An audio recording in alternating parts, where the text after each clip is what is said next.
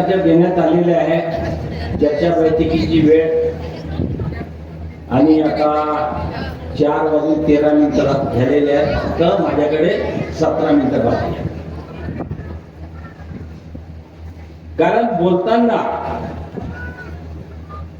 एक प्रकारची बापांचे आपण वर्णन करताना, बापांचे अनुभव सांगताना, स्वतःचे अनुभव सांगताना जे एक प्रकारची लय लागते आपल्याला, त्यामुळे आपल्याला वेळेचे काही बंधन राहत नाही आणि त्याप्रमाणे एक चित्त एक लक्ष याप्रमाणे आपण बाबांच्या विषयावर चर्चा सुरू करतो. आणि त्यामुळे काय होतं की अध्यक्ष पदाला जो वेळ मिळाला पाहिजे तो मिळत नाही आणि जे सांगायचे महत्वाचे राहते ते सांगायचे राहून जातात. तर या ठिकाणी बरेचशा भगिनी बंधू कमी आलेल्या आहेत, भगिनी जास्त आलेल्या आहेत, सेविका जास्त प्रमाणात आहेत. कारण बरेचसे सेवक पाहत आहोत आपण दुपारी कामाची वेळ असल्यामुळे ते आपापल्या कामाला निघून जातात आणि भगिनी मंडळ या ठिकाणी राहतात. आता वाटतं चहा वाटून राहावे ना, तुमचे बोलणं चालू आहे आणि माझे बोलणं चालू आहे, दोघांचे असं संभाषण चालू राहील तर ऐकू काय येईल? तुम्ही ना बरोबर ऐकू शकाल ना मला बरोबर बोलता येईल. तर हा चहाच्या गोडवा आपल्याला घ्यायचे आहे. चहा प्रत्येकाला मिळणार आहे, परंतु न बोलताही चहा घेता येते. मला ते असं म्हणत मिळणार आहे का चहा? नाही, न बोलताही चहा घेता येते. कारण चहामध्ये गोडवा आहे. गोडवा का बरं आहे? कारण त्याच्यात साखर आहे आणि ते साखर दिसत नाही आपल्याला, म्हणून तो गोडवा आहे. तर हा भगवत कार्य आहे, याच्यातून आपल्याला गोडवा निर्माण करायचा आहे आणि तो गोडवा आलेल्या अनुभवातून करता येईल. बाबांनी ही पाठशाला लावलेली आहे, चर्चा बैठक, ज्याला आपण सत्संग म्हणू. सन 1991 पासून बाबांनी ही चर्चा बैठक स्वतःच्या निवासस्थानी सुरू केलेली आहे. 91 पासून त्यावेळेपासून सदोदित बाबांच्या निवासस्थानी दर शनिवारला चर्चा बैठक होतो. आम्ही जातो. परंतु काय, या मार्गामध्ये जसं मार्गाचा प्रचार होऊ लागला, प्रसार होऊ लागला, सेवकांची रीग लागू लागली या मार्गाकडे. कारण हा मानव धर्म आहे आणि मानव धर्म बाबांनी 1949 ला स्थापन केलेला आहे. आणि या मार्गात मानव धर्मात आपण जॉईन होता बरोबर आपल्या मागचे जे भूत फलित होते, जे वाईट अवस्था होती, ते सर्व वाईट अवस्था, भूत फलात आणि जे आपली दशा होती, ह्या मार्गात आल्यामुळे सर्व दशा दूर झाली आणि एक चांगली दिशा मिळाली आहे. आणि या माग बाबांनी जे अतोनात परिश्रम केले, बाबाही आपल्यासारखे सर्वसाधारण होते. सतत बाबांच्या निवासस्थानी 12 वर्ष दुःख राहिले. 12 वर्ष बाबा हे सद्गुरी मार्ग होते. बाबांचे परिवारातले गुरु होते यादवरावजी महाराज धापेवाडातले, ते त्यांना मानत होते. तरीही बाबांच्या कुटुंबातील दुःख दूर झाले नाही. सद्गुरु असूनही, परंतु आपण या मार्गात आल्यानंतर आपल्याला महान त्यागी बाबा जुंदेले हे गुरु मिळाले आणि त्यांच्या वर्तणुकीप्रमाणे आपण आपल्या परिवारामध्ये चालू लागलो. आपले दुःख 6 महिन्याच्या आतमध्ये दुःख झालं, दूर झालं. केवढा मोठा हा फरक आहे. बाबाचे परिवार 12 वर्ष दुःख सहन केले आणि आपण या मार्गात आल्यानंतर 6 महिन्याच्या आतमध्ये सर्व दुःख दूर केले. एवढा मोठा फरक बाबांनी आपल्याला दिलेला आहे. तर बाबा काय वस्तू आहे हे त्या काळातही बाबांच्या सोबत राहणारे सेवक पदाधिकारी हे ओळखू शकले नाही. कारण बाबांनी ज्यावेळेस हे भगवत कृपा प्राप्ती केली, भगवत कृपा प्राप्ती केली, भगवंताला प्राप्ती नाही केली, कृपा मिळवली, त्यावेळेस बाबांनी एकच ध्येय ठेवला होता की मला ह्या जगात मरायचे आहे आणि मेले समजून मी ही कृपा संपादन करण्याचा प्रयत्न करतो. मग मेलेल्याला दुःख का? आज आपण पाहतो मार्गदर्शकाकडे आपण गेलो नवीन मार्गात, यासाठी मार्गदर्शक सांगतात की हा मार्ग मरण्याचा मार्ग आहे. मरण्यासाठी सर्व घाबरतात. एक कुटुंब माझ्याकडे आलं, आई वडील, 4 मुलं, त्यांचे 4 पत्नी, त्यांचे लहान लहान नातू, जवळ 16-17 लोकांचे तो परिवार मार्गात आले. म्हटलं कशासाठी मार्गात येऊन राहिलं? त्यांनी सांगितलं आमच्या कुटुंबामध्ये भुताटकी आहे आणि आम्ही खूप प्रयत्न केलं त्या जनतेकडे जाणं, त्या जनतेकडे जाणं, परंतु दुःख दूर काही झालं नाही आणि म्हणून कोणाच्या सांगण्यानुसार आम्ही ह्या मार्गात येऊन राहिलो. तर म्हटलं हा तर मरण्याचा मार्ग आहे, तुम्हाला सर्वांना मरावं लागेल मार्गात. जर तयारी असेल तर मार्गात या, अन्यथा मार्गात येऊ नका. फडकन उभे झाले सर्वचे सर्व, नाही म्हणे आम्हाला मरायचं नाही आहे. आणि म्हणजे केवढी भीती आहे मरणे. अरे तुम्ही जीवन जगण्यासाठी इथं आपल्याला फक्त जन्म दिलेला आहे, परंतु मृत्यूपासून कोणी अटकाव करू शकत नाही, कोणी अमृत पेलेलं नाही. बाबांनी दैवी कृपा प्राप्त केली, मरण्याच्या उद्देशाने केली की मी मेल्यानंतर माझी पत्नी आणि मुलगा आहे, त्याच्या सांभाळ तुम्ही करा. तेव्हा कुठे हे दैवी कृपा प्राप्त झाली. आणि हे दैवी कृपा एवढी साधारण नव्हती. पहाटे 4 वाजता देवळात जावं लागत होते बाबांना, हनुमानजीच्या देवळात. त्यावेळेस इथून तर समजा त्या मोठ्या रोड पर्यंत ते देऊळ असत, आड्या रोड पर्यंत पहाटे 4 वाजता. आणि 4 वाजता जाऊ नये, त्यावेळेस कोणाची बाबावर नजर पडली नाही पाहिजे किंवा टोक पडली नाही पाहिजे, असं त्या गाठचा इतिहास आहे. तर आता टोक पडली पाहिजे नाही म्हणून बाबाचे कुटुंबातील जे सदस्य होते ते त्यांनी जागोजागी उभे करून ठेवलेले होते, तर कोणी आडवा गेला नाही पाहिजे. अशा परिस्थितीत बाबांनी ही दैवी कृपा प्राप्त केली. आणि दैवी कृपा प्राप्त झाल्यानंतरही बाबा रडू लागले कि मैं कहा आ गया, मैं कहा आ गया. बाबा 1 वेळा नाही 3 वेळा रडले. ज्यावेळेस भगवत कृपा प्राप्त केली त्यावेळेस दुसरं बाबांना कळलं की आता माझ्या अंतिम सवय जवळ आहे.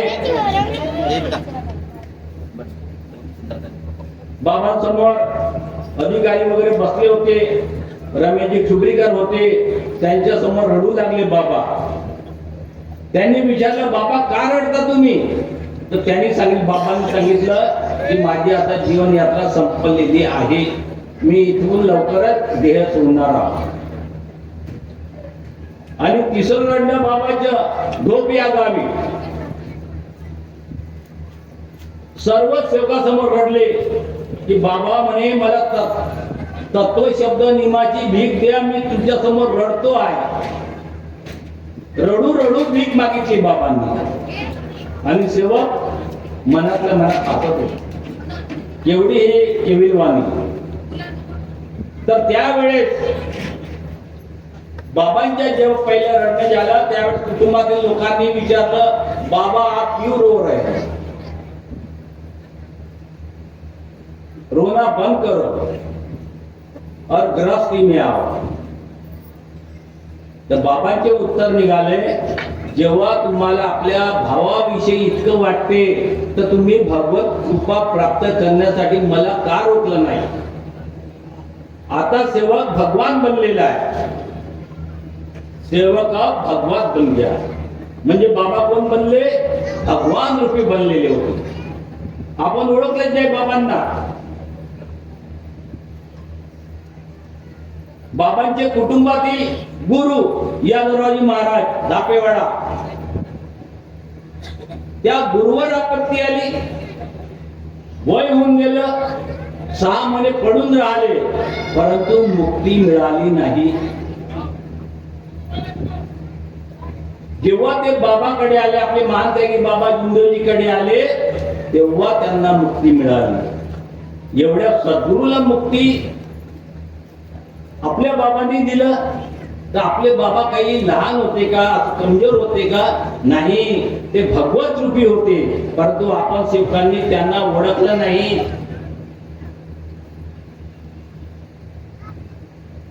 ज्यावेळी बाबांनी सांगितलं की मी आता माझे जीवन यात्रा संपत आहे, तेव्हा त्या काळचे अधिकारी जे बसलेले होते त्यांनी भगवंताला विनंती केली. बाबांना सांगितलं की आम्ही एक निराकार बैठक घेऊ बाबांची आणि त्यामध्ये भगवंताला सांगू की आम्हाला बाबांची सतत आवश्यकता आहे. काही वर्षाकरिता जोपर्यंत दुसरा व्यक्ती तयार होत नाही तोपर्यंत बाबांची आम्हाला आवश्यकता आहे. कोणाचे जीवनदान मागितलं भगवंताकडे सेवकांनी, बाबांचे. आईचे कधी विचार केले नाही, कारण आपण या मार्गात परिवार सहित येतो. एकट्या मार्ग देते का एकट्याला नाही देत परिवार. मग बाबाचे परिवार कोण होता, मुलगा तर अमेरिकेला निघून गेला होता, बाबा आणि आई. परंतु सेवकांनी त्यावेळेस भगवंताला विनंती केली की आम्हाला बाबाचे काही वर्ष आम्हाला आश्रम मिळाला पाहिजे, आम्हाला आमची कमतरता आहे ती दूर केली पाहिजे, आम्हाला सद्बुद्धी देण्यासाठी आम्हाला मार्गदर्शन केले पाहिजे. तेव्हा बाबा देहभान विसरून आत्म्यातून आवाज निघाली की पुढील आदेशापर्यंत काही वर्ष तुम्हाला बाबा मार्गदर्शन करा. नंतर पता लागलं, बाबा जेव्हा बोलू लागले आई मरण पावल्यानंतर, की सेवकांनी फक्त माझा विचार केला, माझ्या पत्नीचा विचार केला नाही, म्हणजेच आईचा विचार केला नाही. जर त्यांनी आईचा विचार केला असता तर आजही माझ्यासोबत ती राहिली असती. एवढं दुःख होतं. सर्व दुःख बाबांनी पचवलं आणि सर्व आनंद मानू लागले. जे झालं त्याच्यात आनंद मानायचा आहे. ज्यावेळेस कोणतं कार्यक्रम राहायचं, जसं षष्टीच्या होण्या अगोदर चर्चा बैठक व्हायची, मोठं कार्यक्रम राहायचे, त्यावेळेस सेवक लिमिटेड होते आणि त्या मर्यादित सेवकामध्ये बाबा सुप्ता भवन किंवा अजून 2-3 हॉल होते गांधीबाग परिसरात, ते किरायाने घेऊन कार्यक्रम करत. त्यावेळेस बाबाला वाटलं की आपली सुद्धा एक स्वतःची मालकीची एक जागा असली पाहिजे आणि एक भवन असलं पाहिजे, आपण किराया कोटपर्यंत देत जाऊ. तेव्हा मंडळातील लोकांना पकडून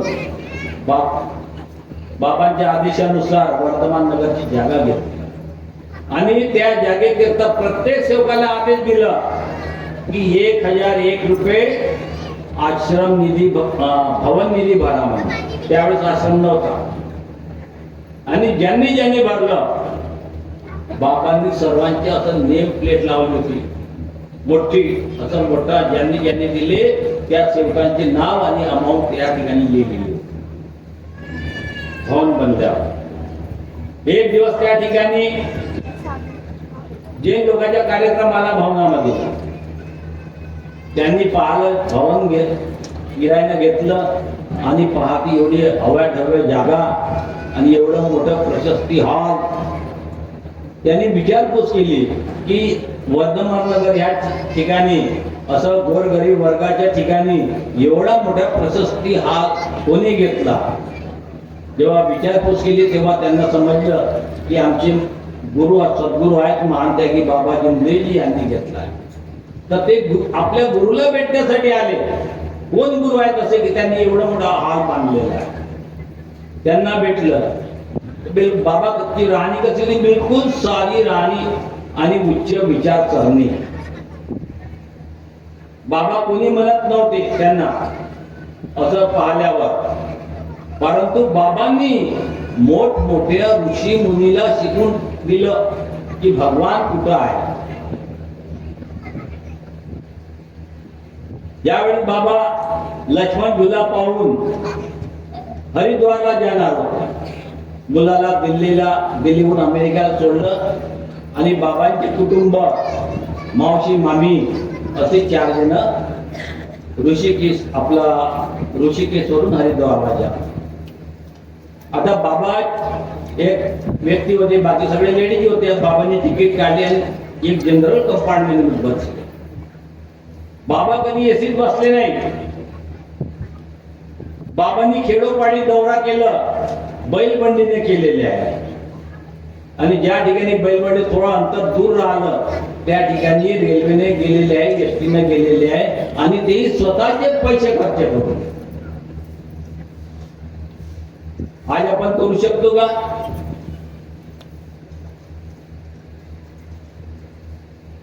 बैलबंडीने आपण प्रवास करू शकतो का? नाही करत.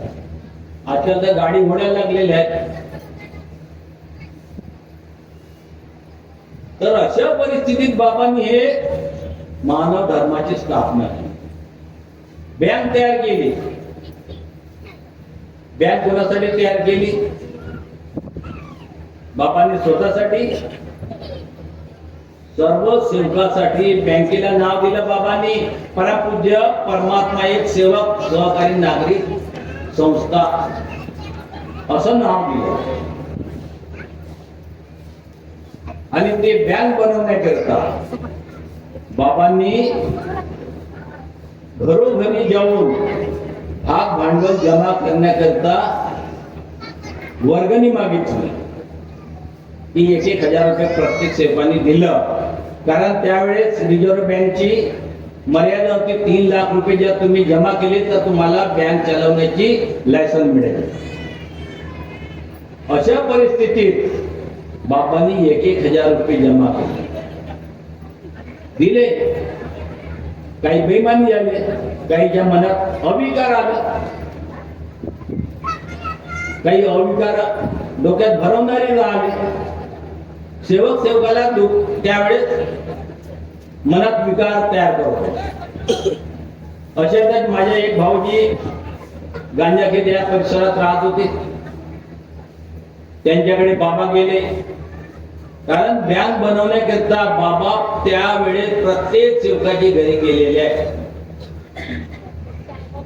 आणि सर्वांनी बाबांना मदत केलेली आहे. परंतु काही असे समाजकंटक लोक त्या मार्गात असूनही सेवकाला भडकवलं. अरे म्हणजे तू बाबाला पैसे वगैरे देऊ नको. का बरं?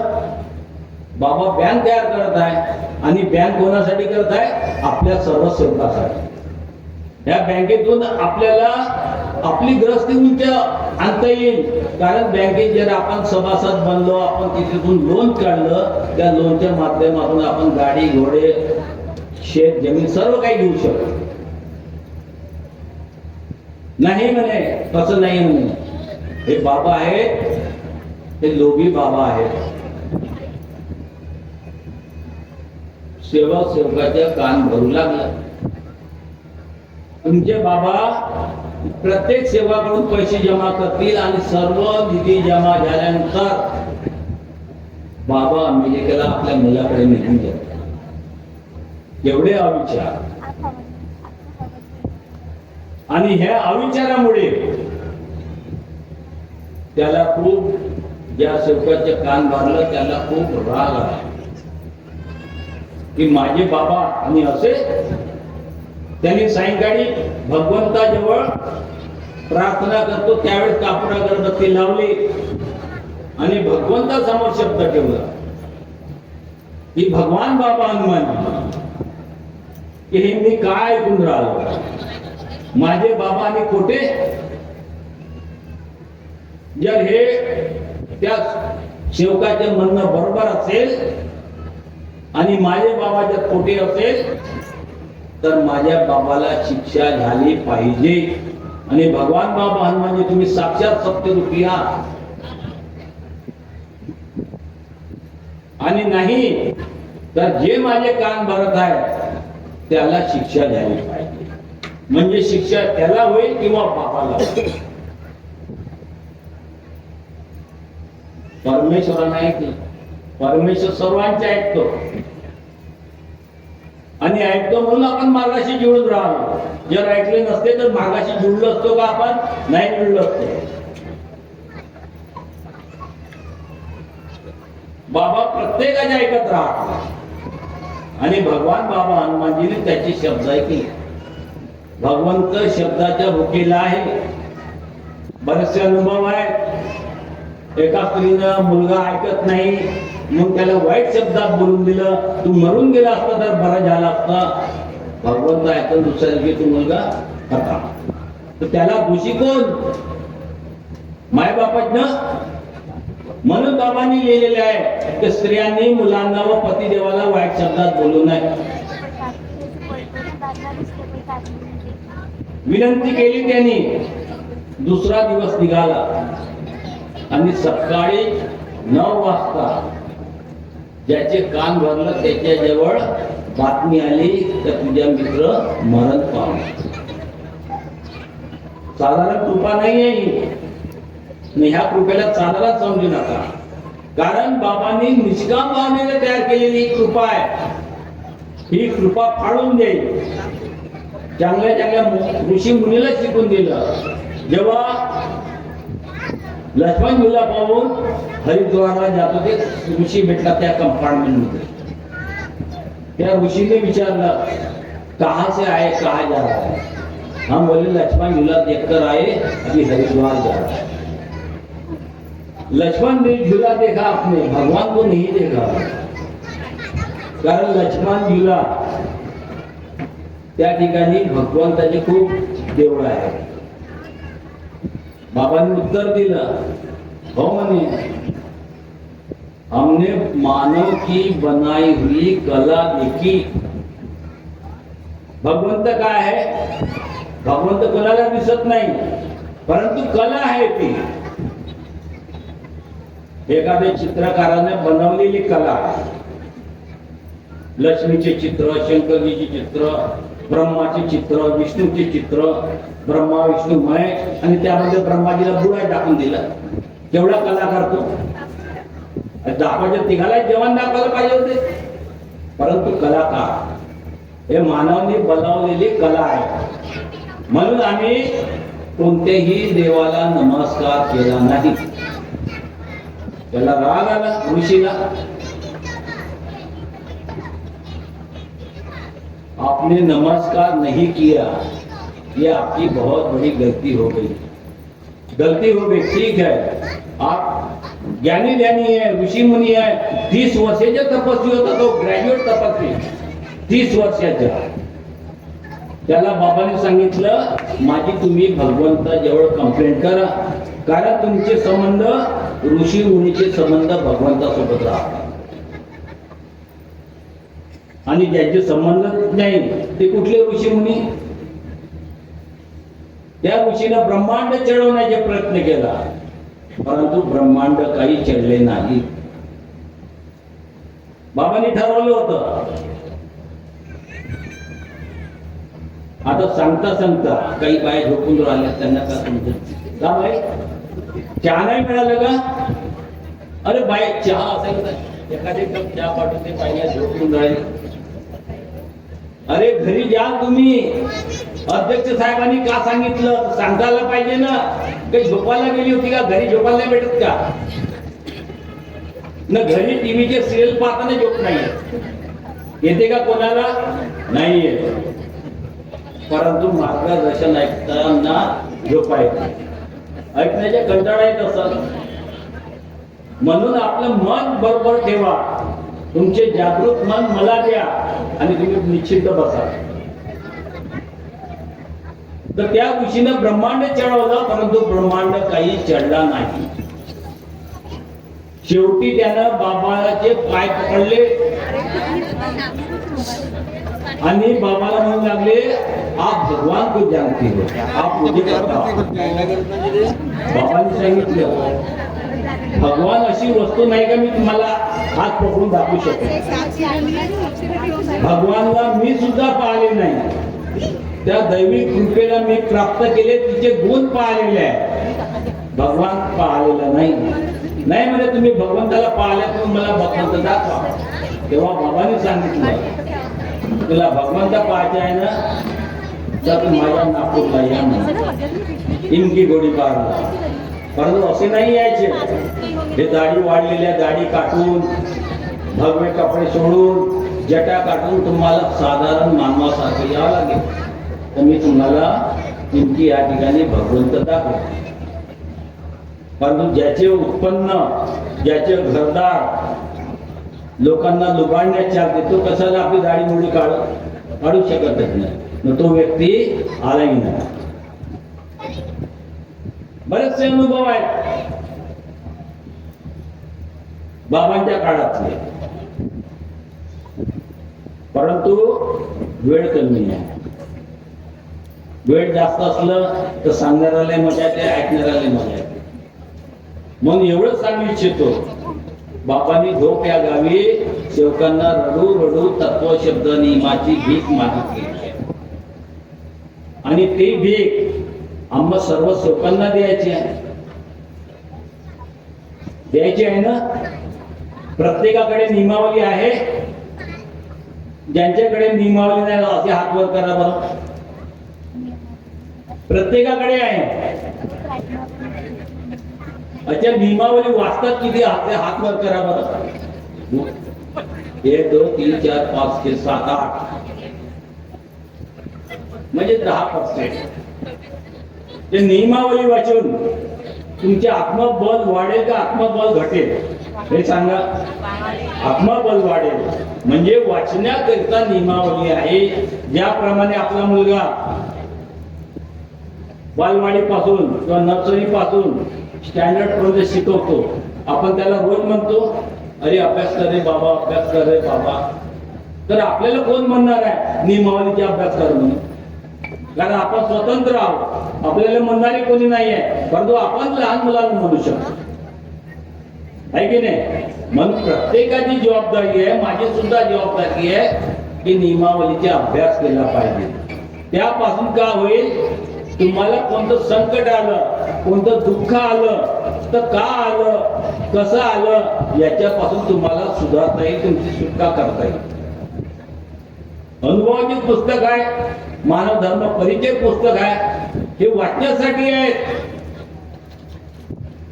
डॉक्टर बाबासाहेब आंबेडकरचे जन्मदिन होते, तर दीक्षाभूमी ह्या ठिकाणी त्यांचे अनुयायी, आपल्या भाषेत म्हणजे आपले सेवक, त्या ठिकाणी सकाळी पासून सायंकाळपर्यंत कंटिन्यू पुस्तक वाचत राहतात. ना आपण 1 घंटा वाचत नाही. आणि टीव्ही सिरियल 2-2 तास पाहू, हे झाली का ते लावा, ती झाली का ते लावा, पुढं काय होणार आहे. अरे परंतु ह्या वाचण्यामुळे तुमची आत्मबल वाढणार आहे, आत्मशक्ती वाढणार आहे आणि त्यापासून तुम्हाला भविष्यात होणारे धोकापासून वाचता येईल.